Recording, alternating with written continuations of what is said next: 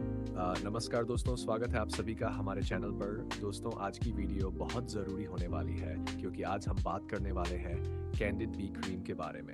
अगर आपको दाद, खुजली, फंगल इन्फेक्शन, जांघों में खुजली, गर्दन, बगल या पैर में जलन और आपने भी कभी कैंडिड बी क्रीम इस्तेमाल की है या इस्तेमाल करने का सोच रहे हैं, तो ये वीडियो पूरा ज़रूर देखना क्योंकि आज मैं आपको इसके फ़ायदे, नुकसान, सही इस्तेमाल, गलत इस्तेमाल और बहुत बड़ी गलती सब कुछ साफ साफ बताने वाला हूँ।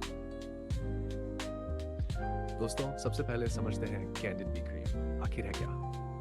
कैंडिड बी एक मेडिकेटेड क्रीम है जो ज़्यादातर फंगल इन्फेक्शन में दी जाती है।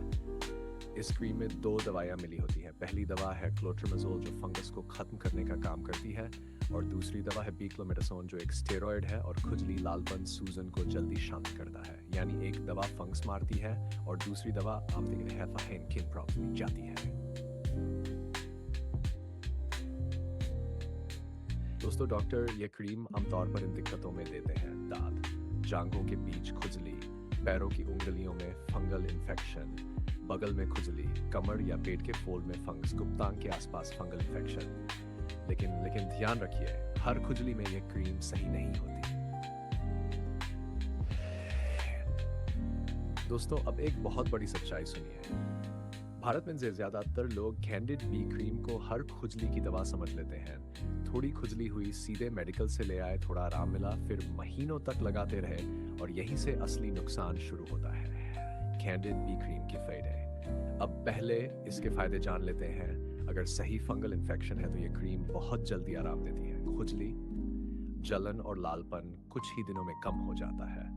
फंगस की ग्रोथ को रोकती है। रात को खुजली की वजह से नींद नहीं आती तो उसमें भी राहत मिलती है।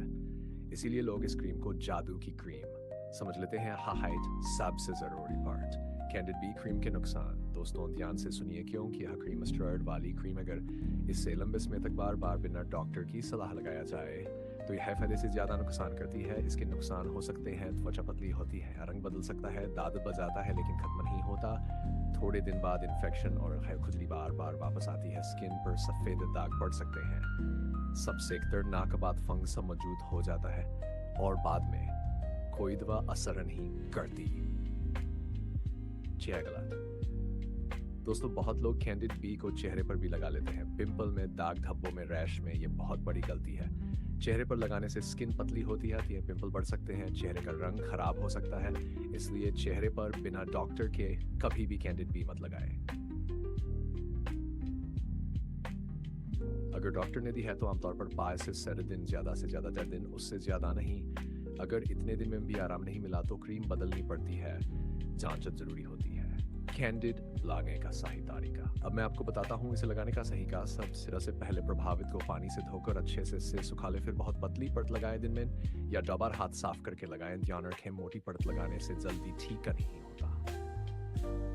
क्या बिल्कुल ना लगाए। इन हालात में कैंडिड बी क्रीम बिल्कुल मत लगाएं। बच्चों को खुले घाव पर फिर चेहरे पर लंबे समय तक बार बार खुद से डॉक्टर क्या कहते हैं।